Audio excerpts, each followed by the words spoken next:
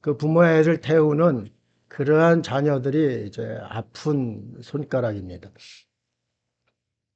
저희 가정도 한번 생각을 해 봤습니다. 가정을 생각해 보니까 어렸을 때부터 여러 가지 마음에 부담을 주는 것이 있었는데, 제가 장남이고 오남매입니다. 그 오남매인데 막내가 이제 장애를 가지고 있습니다.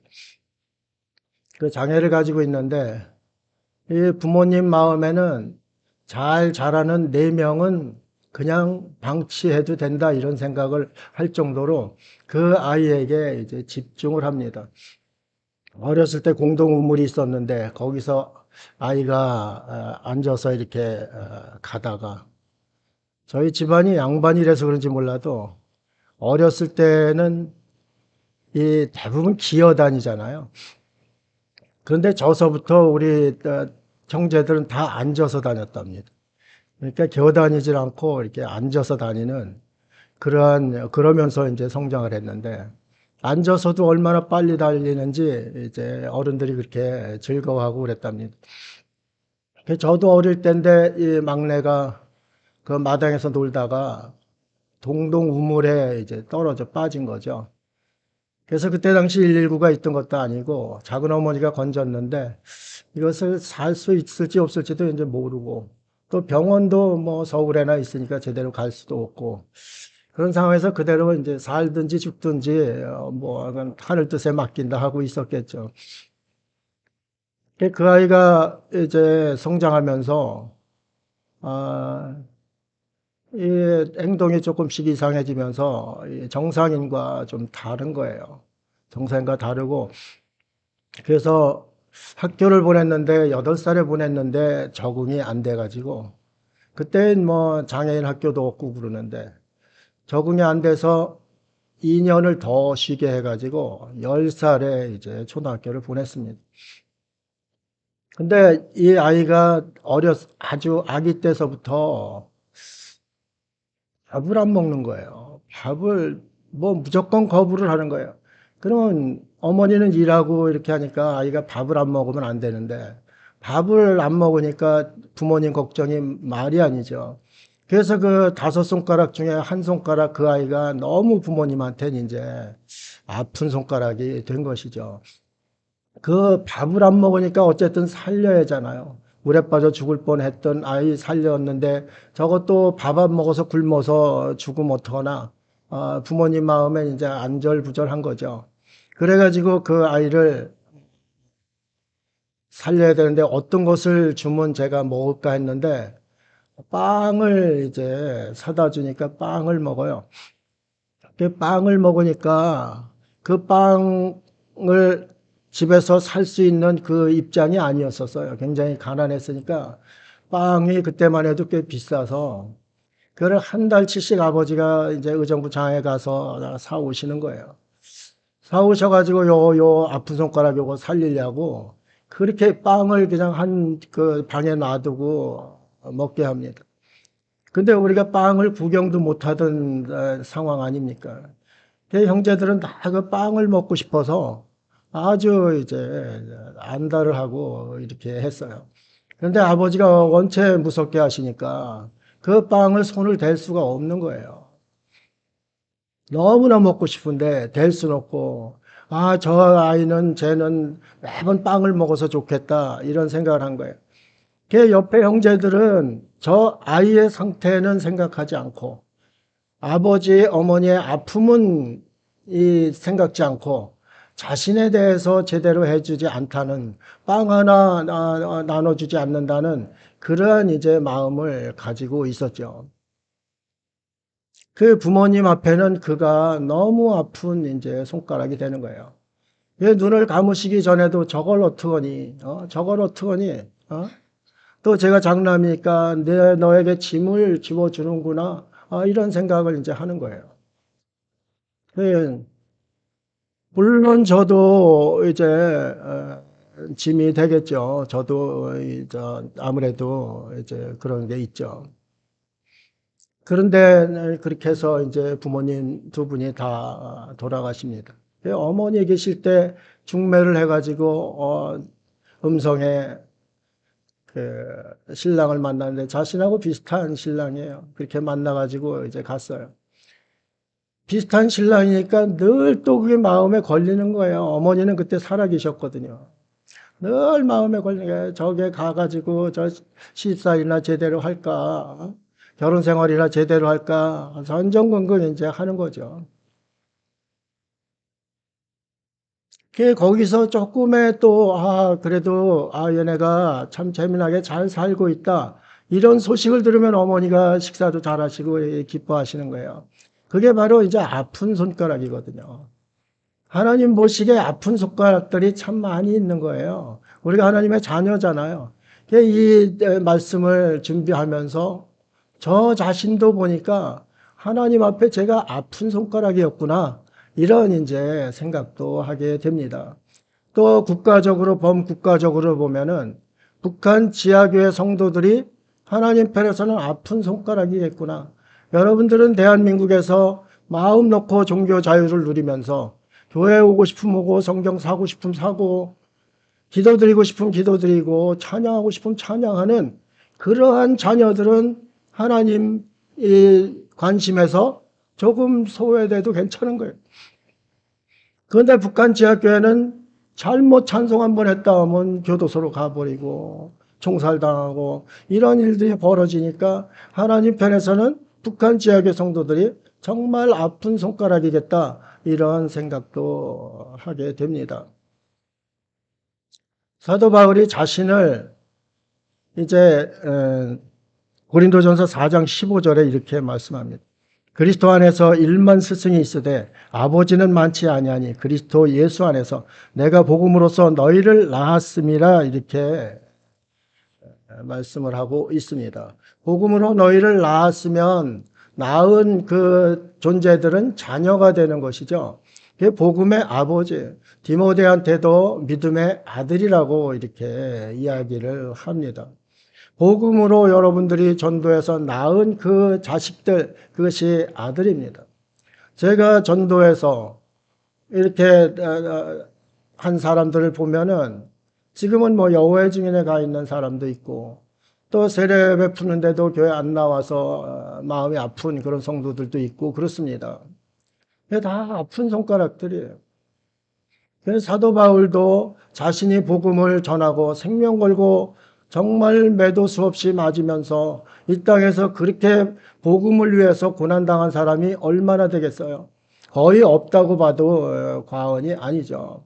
그러한 가운데 복음을 세계적으로 전하고 있는데 1차 선교 여행을 쭉 하고 나서 이제 교회를 세웠습니다. 2차 선교 여행을 하고서 교회를 세웠습니다. 바울이 가는 곳마다 교회가 세워졌습니다. 바울의 발걸음은 복음의 발걸음이요. 복음은 교회를 세우기 위한 이제 그런 발걸음이 되기 때문에 그렇습니다. 쭉 여러 교회를 돌아보는데 그 마음에 걸리는 교회가 있는 것이죠. 그 걸리는 교회가 바로 데살로니가 교회입니다. 왜 데살로니가 교회인가? 빌립보에서 정말 죽도록 맞고 감옥에 갇혔다가 피신해서 이제 쭉 돌아와가지고 데살로니가로 왔습니다. 데살로니가로 왔는데 성도들이 참 반응이 좋은 거예요. 뭐 오랫동안 복음을 전한 것도 아니고 3주 동안 복음을 전했는데 새 안식일이라고 그랬거든요. 그럼 새 안식일이면은 뭐 평일 빼고 나면 3일 정도밖에 더 되겠습니까? 새 안식일 동안 복음을 전했는데 새 안식일 동안 전하는데 열매는 너무 많은 거예요. 거기에 헬라 귀부인들도 있고 유대인들도 있고 남자들도 믿고 이렇게 되는 그런 복음의 열매가 있습니다. 빌립보에서 자신을 박해하고 이러던 사람들이 생각해 보니까 저거 저기 데살로니가에 가서도 또 그렇게 하는구나. 거기 또 일부 합류하고 데살로니가에 있던 유대인들도 합류하고 데살로니가에 있던 유대인들이 또 반감을 가져가지고 그 시장 잡배들, 깡패들을 동원해가지고 사도 바울 일행을 죽이려고 이렇게 했습니다. 야손의 집에 숨어 있다가 밤에 이제 야반 도주를 하게 됩니다. 야손을 또 잡아서 이제 족치는 그러한 일이 벌어졌습니다. 이 바울 입장에서는 막 아이들이 젖을 먹기 시작했는데 젖을 3주 정도밖에 못 먹었는데 저들이 어떻게 하는지 너무 궁금한 거예요. 그래가지고 데살로니가에서 베레아로 왔는데 베레아에서는 성도들이 또 아주 괜찮아요, 사람들이. 그래가지고 거기서는 편안히 이렇게 이제 있다가 거기까지도 또 데살로니가에 있던 사람들이 또 쫓아와서 거기서도 도망을 가게 됩니다. 신라와 바울을 베레아에다 내려놓고 이제 도망을 가게 돼서 아덴으로 피합니다. 아덴으로 혼자 피했으니까 얼마나 그 자기 동료들이 걱정이 되고 또 데살로니가에서 그렇게 믿던 믿음의 자녀들이 복음을 전해서 믿던 믿음의 자녀들이 어떻게 사는지 너무 궁금한 거예요. 그래서 바울 그 마음속에는 저들이 아픈 손가락이 이제 되었던 겁니다. 디모데하고 신라가 왔는데 디모데는 바울이 가장 신뢰했던 사람 중에 하나입니다. 자, 믿음의 아들이라고 이야기한 그 사람은 흔치 않습니다. 그런데 디모데한테는 그렇게 신뢰하고 디모데의 믿음은 인정을 합니다. 그래서 바울은 디모데하고만 같이 있으면 참 편합니다. 왜 그러냐면 그 믿음의 유전을 받았고 이 사람은 그 믿음의 흔들림이 없고 마음 성전이 따뜻해서 사람들을 그렇게 위로하는 그러한 또 달란트를 가지고 있습니다. 아덴에서 복음을 전하는데 아덴에서 복음의 열매가 별로 없는 겁니다. 아무리 전해도 복음을 받지를 않는 겁니다. 그러니까 거기서 실망하고 좌절하고 더 복음 전하고 싶은 마음도 생기지 않고 이런 상태에서 신라와 바울이 베레아에서 이제 오게 됩니다. 거기서 왔는데 생각을 해보니까 데살로니가 그 형제들이 너무 아픈 거예요. 신라와 디모데가 온 그 형제들은 건강한 손가락들 아니에요. 그러니까 그들이 온 거는 너무 기뻐서 같이 이제 여기서 복음을 전하고 바울도 위로를 받고 그럴 수 있는데 바울 생각에는 그렇지를 않은 거예요. 이 디모데와 신라 같이 나하고 같이 있는 것보다 디모데를 보내서 이 사람을 위로해야 하더니 위로하는 능력이 있는 달란트를 가진 그런 이제 사람인데 그 사람을 데살로니가로 보내기로 했습니다. 바울이 가면은 다시 바울을 죽이겠다고 덤벼서 소요가 일어나서 오히려 거기서 더 큰 이제 성도들이 화를 당할까봐 바울 자신은 가고 싶은 그 간절함이 있지만은 거기를 가지 못했던 겁니다. 그렇기 때문에 이제 아주 자신의 분신 같은 디모데를 거기서 보내고 또 아덴에서도 이제 거기서 선교가 제대로 되지를 않는 상황에서 고린도로 내려오게 됩니다. 고린도에 내려와서 이제 있으니까 마음이 안절부절한 겁니다. 저 데살로니가 성도들 저 아픈 손가락들 복음을 이제 받은 갓난아기인데 박해는 너무 심한 거예요. 외부에서 박해하고 하나님 믿는다고 난리치고 이제 깡패동원되고 이런 상황이 되니까 저들이 어떻게 살 수 있는가 그 마음이 너무너무 이제 간절한 거죠. 그래서 그들을 향해서 바울이 행한 행동이 오늘 본문입니다. 바울이 그 행한 행동을 우리가 보면서 이 땅에서 우리가 복음을 전해서 복음으로 아들을 낳았어요. 자녀를 낳았어요. 자녀를 낳았는데 우리가 방치한 것이 너무 많습니다. 저도 복음은 수없이 전했지만은 전하고 나서 그들에게 관심과 집중을 하지 못했어요. 그들이 아픈 손가락이려니 생각을 안 했습니다. 저 사람들 세상에서 잘 사니까 그냥 사는 만큼 나와서 복음을 교회 이제 나올 때 되면 나오겠지. 나와서 또 잘하겠지. 이런 생각만 한 겁니다. 그런데 사도 바울은 그렇지가 않았어요. 자신도 고린도에 와가지고 너무 고통스러웠던 그 상황이었습니다. 법정에 잡혀가가지고 재판도 받고 다행히 갈리오라는 그러한 아가야 총독이 또 현명한 총독이 있어서 거기서 제대로 풀려나서 복음을 전할 수 있는 그러한 상황이 되었지만은 고린도라는 그 험난한 지역 얼마나 고통스럽고 괴롭겠습니까? 거기서 이제 데살로니가를 생각합니다. 박해 안에 있는 자신도 힘이 드는데 젖먹이 3달 젖먹이고 난 그 성도들은 어떨까? 이런 생각에 마음을 견딜 수가 없어요. 오늘 본문에서도 안절부절한 게 견딜 수 없다고 이런 이야기가 2번씩이나 이제 나옵니다. 그것을 오늘 하나하나 따라가면서 우리가 복음으로 낳은 그 자녀들에게 우리는 어떻게 해야 되는가, 지금까지 어떻게 해왔는가, 그러면 바울이 한 것을 우리가 또 본받아서 그대로 행해야 되지 않을까, 이런 것에서 오늘 본문을 아픈 손가락이라고 이제 제목을 정했습니다.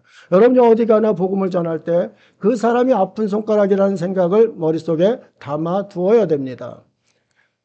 하나님을 찾고 하나님께로 오고자 하는 사람은, 저도 그랬지만은 상당히 갈급한 상태에서 옵니다. 이 세상에서 간증하는 거 다 들어보셨잖아요. 참 절박하고 힘들고 어려울 때 복음을 받고 다시 이제 태어나는 그러한 모습들이 있지 않습니까? 그래서 하나님 편에는 우리가 복음을 전해서 낳은 그 존재들이 아픈 손가락이다, 이렇게 생각하고, 나 자신도 저를 생각할 때 아픈 손가락이라 생각하면은 바울처럼 행동을 할 수밖에 없습니다. 자신의 유익을 위해서 다른 사람들을 같이 데리고 있고 싶지만은 그 아픈 손가락을 위해서 자신을 희생하고 다른 일을 보내는 이런 모습, 여기서 바울의 위대함이 이제 나타나는 겁니다. 오늘 본문을 살펴보도록 하겠습니다. 데살로니가 교회를 향한 전도자의 마음이 어떤가, 이것을 1절 3절에서 이야기합니다. 이러므로 우리가 참다 못하여 우리만 아덴에 머물기를 좋게 생각하고 우리 형제 곧 그리스도의 복음을 전하는 하나님의 일꾼인 디모데를 보내노니, 이는 너희를 굳건하게 하고 너희 믿음에 대하여 위로함으로 아무도 이 여러 환난 중에 흔들리지 않게 하려 함이라. 우리가 이것을 위하여 세움을 받은 줄을 너희가 친히 알리라 그랬습니다. 아덴에 머물 때 아덴에 혼자 머무는 것을 좋게 생각했다고 그랬습니다. 아덴에 혼자 머무르는 게 좋겠어요? 우상의 도시, 복음을 전해도 듣지 않는 도시, 거기 전도자가 혼자 머무는 게 좋겠어요? 함께 활동해서 해도 정말 힘이 빠지는 곳인데 디모데가 와서 얼마나 기쁘겠어요? 그 디모데를 아픈 손가락 데살로니가 교회를 위해서 보내는 바울의 마음이 여기 나타나 있는 겁니다. 우리가 바쁘다는 핑계로, 우리 자신의 유익이 안 된다는 이유로 복음으로 낳은 그런 손가락들을 외면하고 그러면은 정말 하나님께서도 마음 아파하실 겁니다. 그렇지 않겠어요? 하나님도 마음 아파하는 손가락이기 때문에 그렇습니다. 우리가 그런 것을 집중해서 바라보아야 하는 겁니다. 데살로니가전서 2장 17절에 이렇게 말씀합니다. 형제들아, 우리가 잠시 너희를 떠난 것은 얼굴이요 마음은 아니니 너희 얼굴 보기를 열정으로 더욱 힘써노라. 왜 보기를 더욱 힘써요? 아픈 손가락이기 때문에 그렇습니다. 마음에 긍휼함이 있고 사랑이 솟아나서 저를 어떻게 보호해야 되는데, 저 가고 싶은데 가려고 힘을 썼는데에도 막는 것이 많이 있던 거죠. 사도 바울은 나중에 사단이라고 이야기를 합니다. 사단의 역할은 그런 거 막는 거예요. 그를 다시 굳건한 건강한 모습의 성도로 세우려는 그러한 계획을 막는 것이 사단의 역할 아닙니까?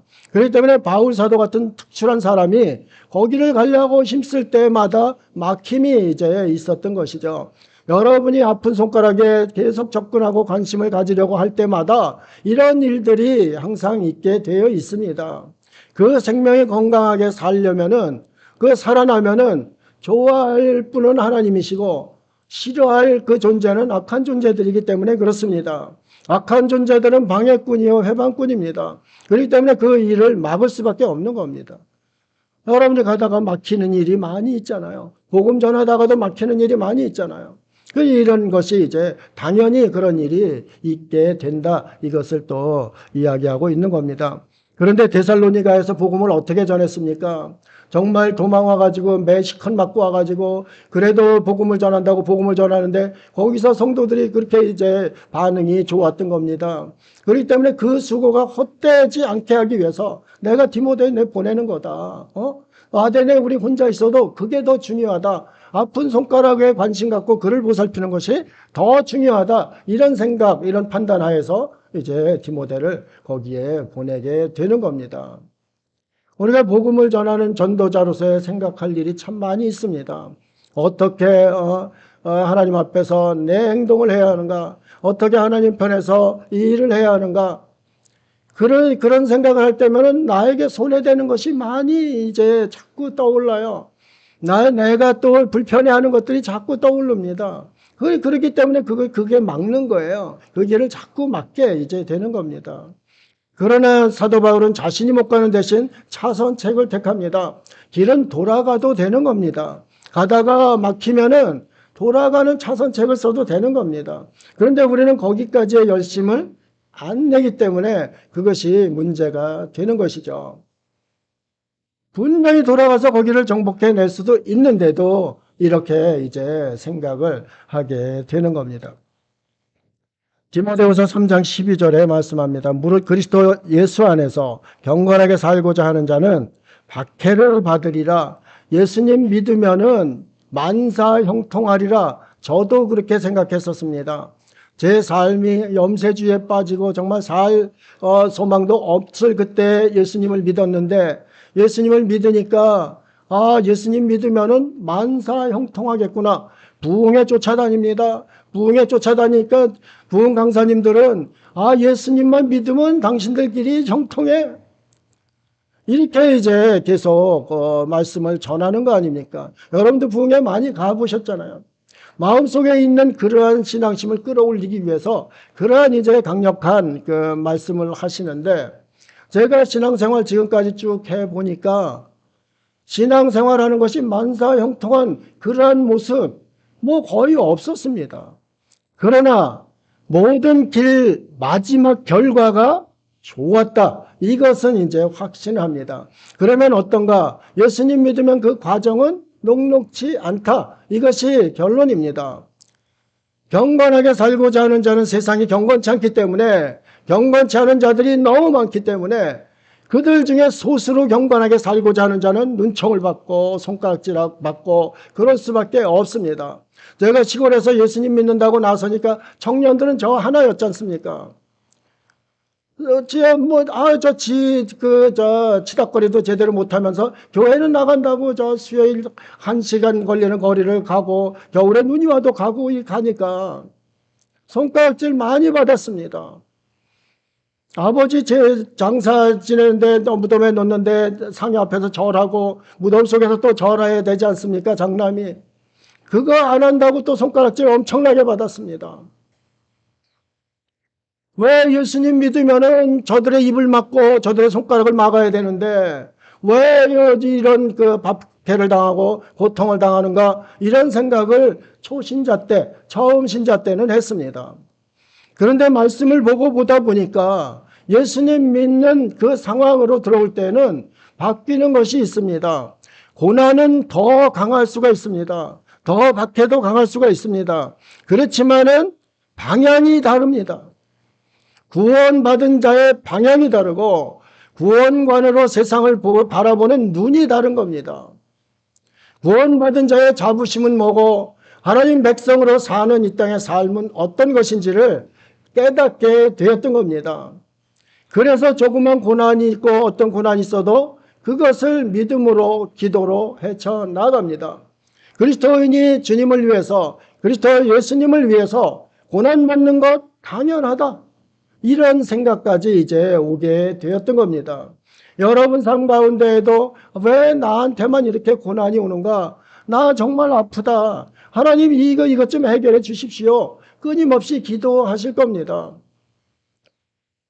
고난받는 것도 내게 유익이 되는 것이 그리스도인입니다. 어떤 고난의 현장에 있든지 그것이 유익이 됩니다. 제가 직업도 한 20번 이상 바꿨습니다. 뭐 되는 일 하나도 없는 거죠. 그런데 그 시간이 그냥 버린 시간이냐? 아닙니다. 여러분에게 말씀 전할 때 여러분에게 이야기했던 것들 수없이 많습니다. 이런 직업 가졌을 때 이런 일이 있었고, 이런 상황에서 이런 마음을 가졌고, 버릴 것이 하나도 없습니다. 하나님의 백성들의 고난은 버릴 것이 하나도 없습니다. 그때마다 하나님께서 함께 하시기 때문입니다. 왜 그렇습니까? 고난당할 때가 바로 하나님 앞에는 뭐라고요? 아픈 손가락이 되는 겁니다. 아픈 여러분 손가락 중에 하나 아파 보세요. 다른 손가락 놔두고 그 손가락에 집중하잖아요. 하나님이 아픈 손가락에 집중을 합니다. 여러분이 아파하고 눈물 흘릴 때 거기에 집중을 하는 겁니다. 하나님이 집중하니까 결과가 좋아지는 겁니다. 그냥 그것이 지나가는 것이 아닙니다. 어느 상황 어떠한 위치에 있든지 간에 하나님께서 함께 해주시면 그것이 복이 되는 겁니다.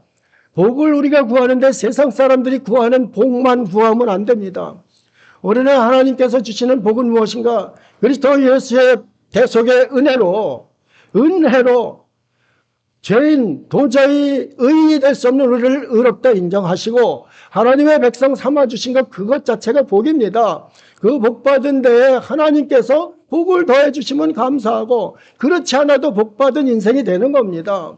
고난 가운데 있어도 복받은 인생이 되는 겁니다. 왜 그렇습니까? 고난 가운데 있는 그 사람에게 하나님의 마음이 아픈 손가락에 가 있는 그 마음이 거기 가 있는 겁니다. 여러분 눈물을 흘릴 때 하나님은 더 피눈물을 흘립니다. 오늘따라 안심하라 장로님이 쳤지 않습니까? 그 시를 질 때에도 제가 눈물을 보통 흘렸겠습니까? 쓰러져 있는 이제 살지 죽을지 모르는 딸을 안고서 바라보면서 황당하잖아요. 이 배낭간 직장 갔다 와서 쓰러졌는데 이거 안고서 어떡합니까? 제 마음은 집중적으로 거기 가 있는 겁니다. 거기 가 있을 때 제가 하나님의 자녀 아닙니까? 제 아파하는 것을 하나님께서 가만히 그냥 보고 계시겠어요? 그때 아픈 손가락은 저가 되는 겁니다. 쓰러져 누워있는 애 아무것도 몰라요. 그런데 그때 아픈 손가락은 제가 되는 겁니다. 아버지가 쓰러져 있는 자식 바라보면서 그 아픔은 말할 수 없습니다. 그럴 때 저는 아버지 이게 무슨 일입니까? 아버지 이 상황이 뭡니까? 제가 지금 하나님 믿는다고 해서 지금 목사까지 돼 있는데 이게 교회에서 벌써 이게 무슨 일입니까 이게? 이렇게 제 속은 그랬습니다. 하나님 마음은 더 찢어지는 겁니다. 아픈 손가락이기 때문에 저놈이 저렇게 아파하는구나.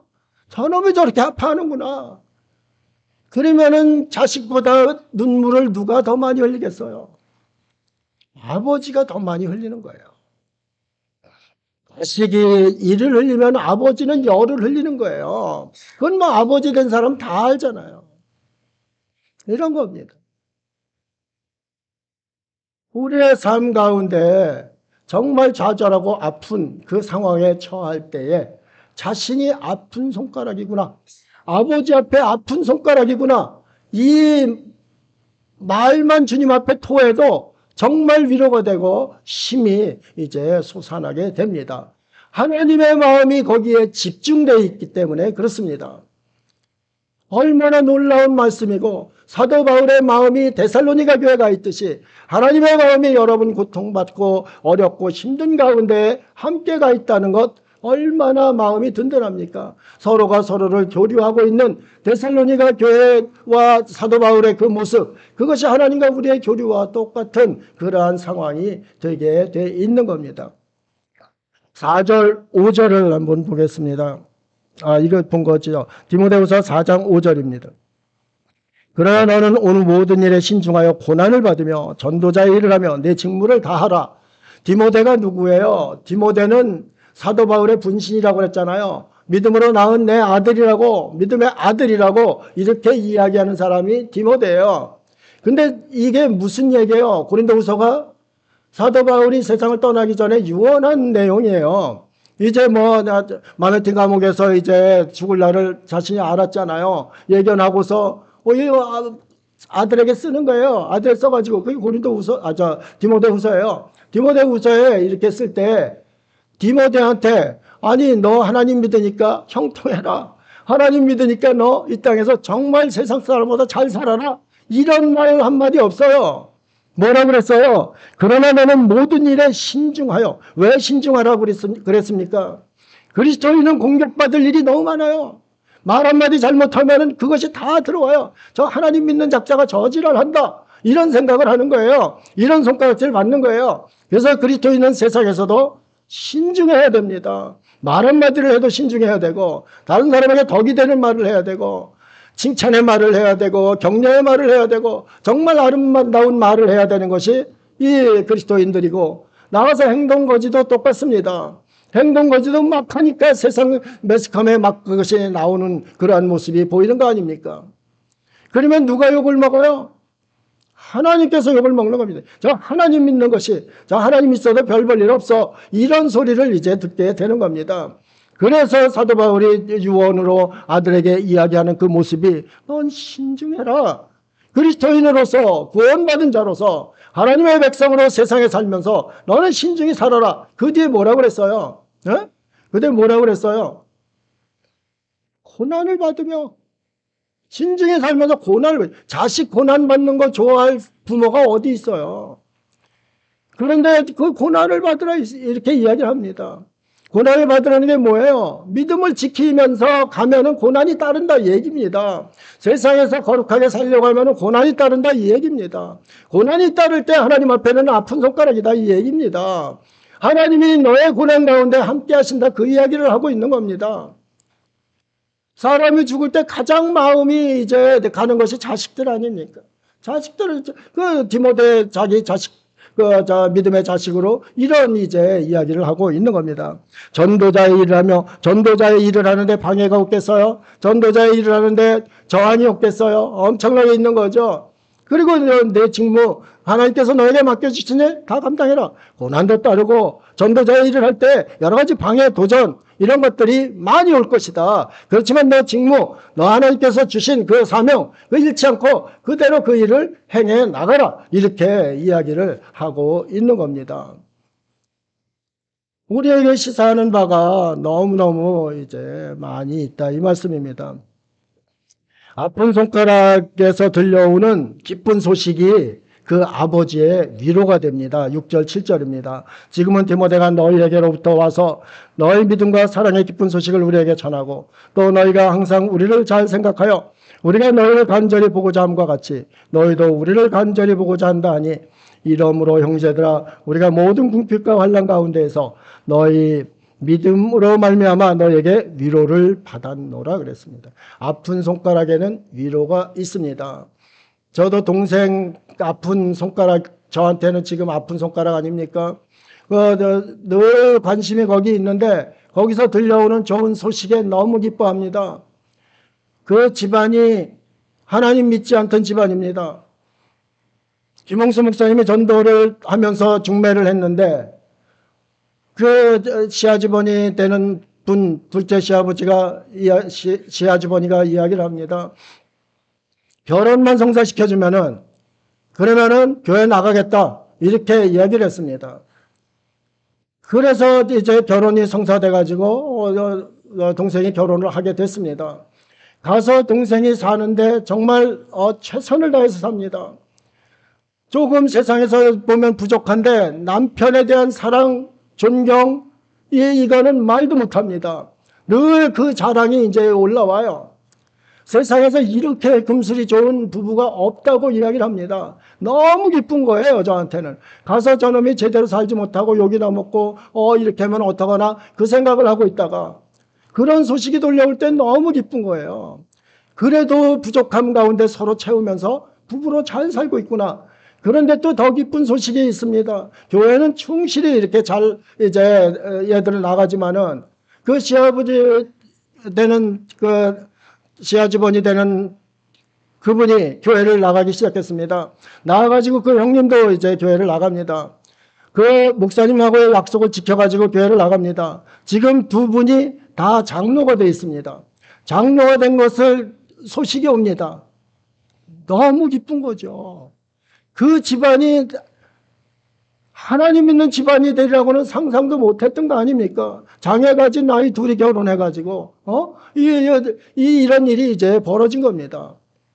그 감리교회 거기에 아주 중추적인 두 장로님이 이제 된 겁니다. 집안 자녀들 결혼식에도 가보니까 다 믿는 집안으로 결혼해가지고 얼마나 기쁘게 이렇게 크리스찬의 가문을 이루는지 아주 말도 못한 기쁨입니다. 데살로니가 교회의 그 아픈 마음을 가지고 있던 사도 바울에게 들려오는 소식은 믿음, 소망, 사랑을 가지고 그 많은 환난과 궁핍 가운데에서도 믿음을 지켜간다고 이런 소식을 디모데로부터 들으니까 너무너무 기쁜 거예요. 하나님께서 우리의 아픈 손가락과 나를 바라보시면서 이러한 어려운 가운데도 믿음을 지켜가는구나. 하나님께서 얼마나 기뻐하시겠어요. 이런 기쁨이 바울 사도에게도 이제 기쁨이 있는 거죠. 전도자의 기쁨은 그런 기쁨이 있어야 되는 겁니다. 요한 1서 4절에 말씀합니다. 요한도 요한의 기쁨은 무엇인가? 이렇게 할 때 이 구절을 떠올리면은, 아, 그렇구나. 믿는 사람들의 기쁨은 이렇구나. 뭐예요? 함께 읽겠습니다. 시작.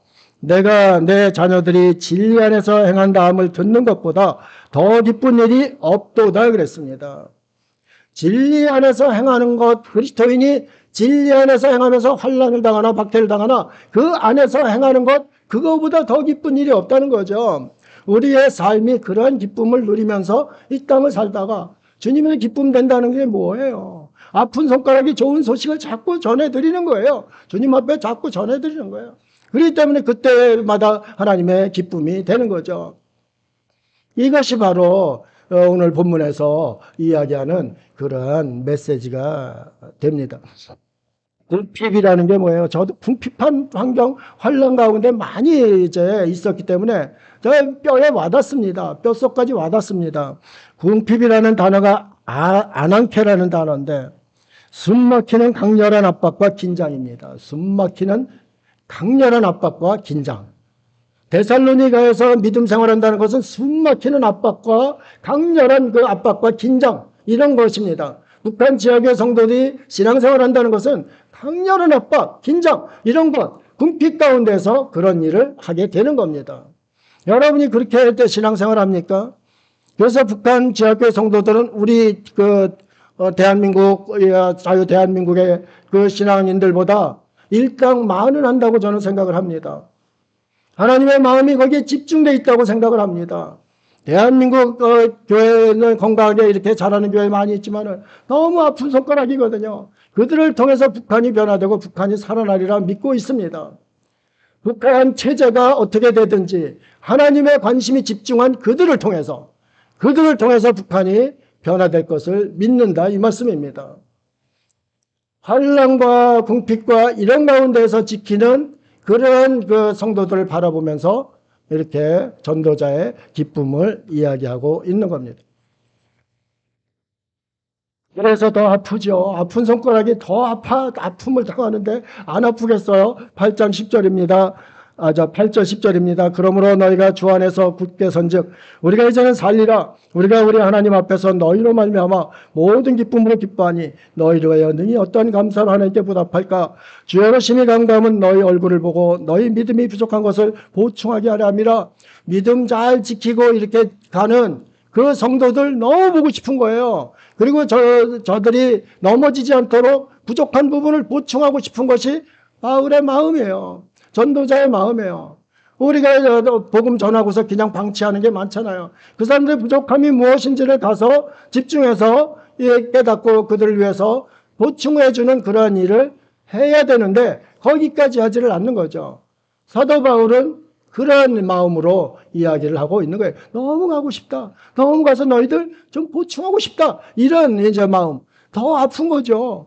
믿음을 지키는 것은 기쁘지만은 고난당하는 건 아픈 거예요. 그렇잖아요. 고난당하고 힘든 가운데 믿음 지켜가는 건 애처로운 겁니다. 금요의 마음이 생기는 거예요. 그러니까 뛰어가고 싶은 이 마음을 이렇게 이야기를 하고 있는 겁니다.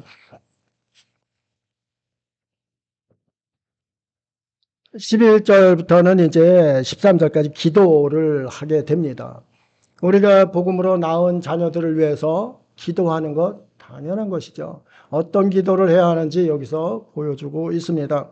11절입니다. 하나님 우리 아버지와 우리 주 예수는 우리 길을 너희에게로 갈 수 있게 하시오며 그 간절한 마음으로 가서 좀 신앙을 보충해 주고 싶다.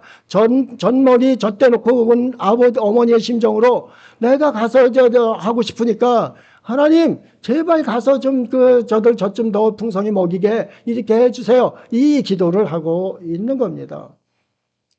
우리가 낳은 복음으로 낳은 자녀들에게도 이런 마음을 가지고 있어야 되는 것이죠. 12절입니다. 또 주께서 우리가 너희를 사랑한 것 같이 너희의 피차간과 모든 사람에 대한 사랑이 많아 넘치게 하사 그랬습니다.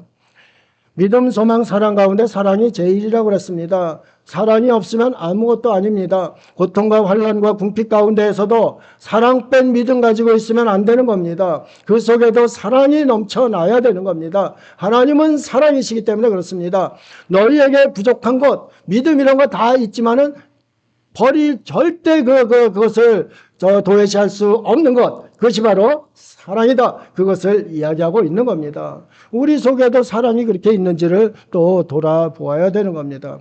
하나님의 아픈 손가락으로 불평불만만 가득하고 이웃 사랑하는데도 보지도 않고 이런 삶을 살지는 않았는가, 이런 것도 이제 바라보아야 되는 것이죠.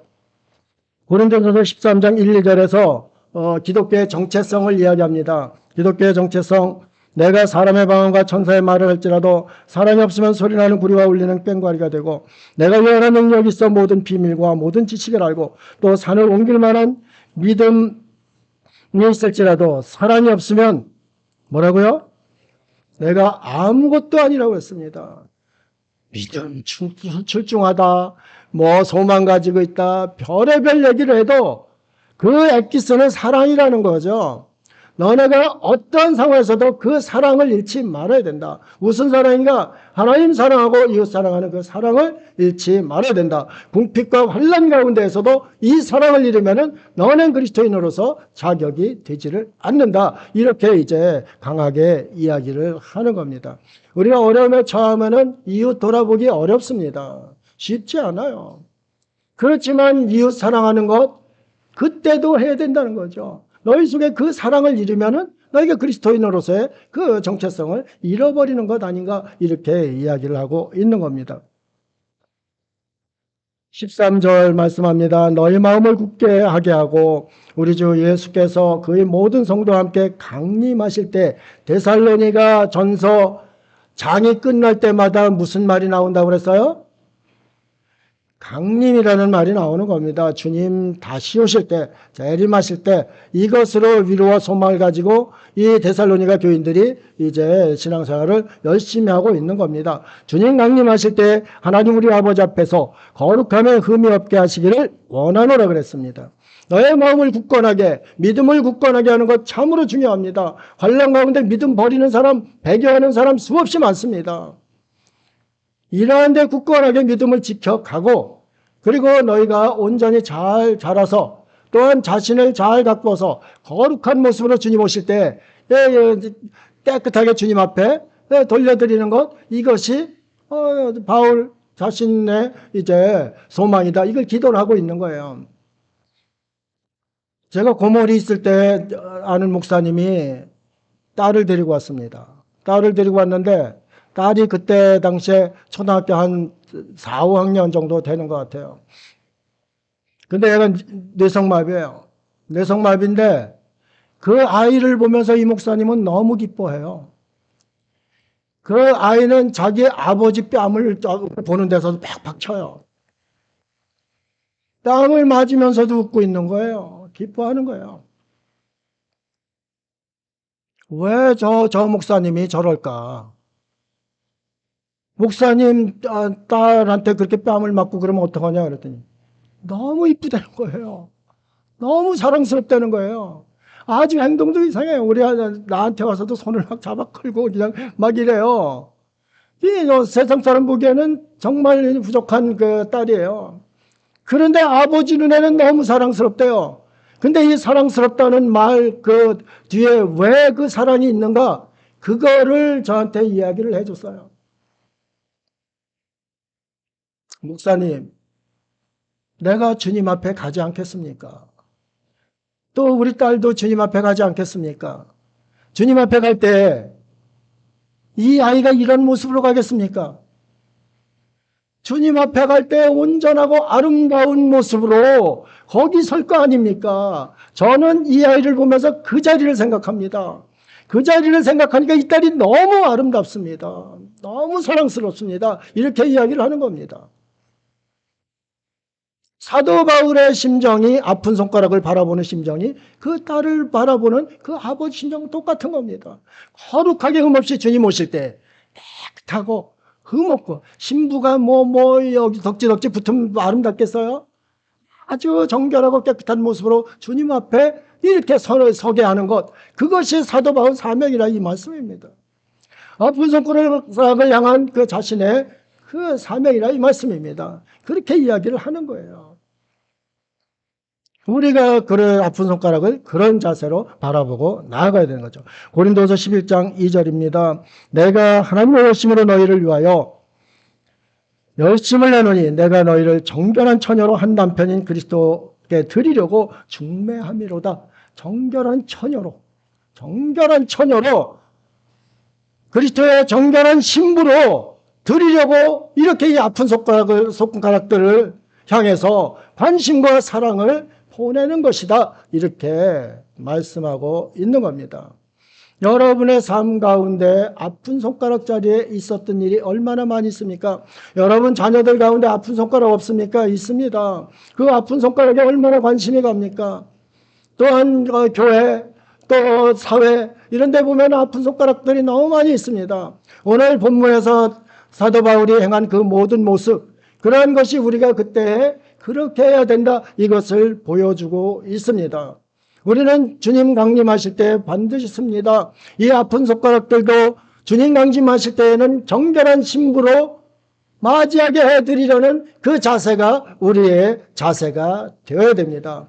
여러분의 삶, 그리스도인의 삶, 산 제사로 하나님께 드리는 그 삶이 바로 하나님께 이러한 아름다운 열매를 맺힐 수 있다. 이것을 우리가 생각하고 여러분의 삶이 그런 삶 되시기를 주 예수님 이름으로 축복합니다. 기도드리겠습니다. 하나님 아버지, 믿음이 무엇입니까? 그리스도인이 무엇입니까? 너무나 잊고 삽니다. 잘 믿는다고 착각을 하고 있고 사랑이 많다고 착각을 하고 있습니다. 오늘 말씀을 통해서 아픈 손가락을 어떻게 대해야 되는지, 내가 아픈 손가락 자리에 어떤 상황이 있을 때 어떤 마음 믿음으로 생활해야 되는지, 대처해야 되는지 오늘 바라보았습니다. 조금을 믿더라도, 짧은 시간을 믿더라도 진정 예수님을 정확히 확실히 믿어서 하나님의 기쁨 되는 그러한 삶 되기를 원합니다. 주님 앞에 부끄러움 없이 설 때까지 주님 인도해 주옵소서. 감사드리며 예수님 이름으로 기도드립니다. 아멘.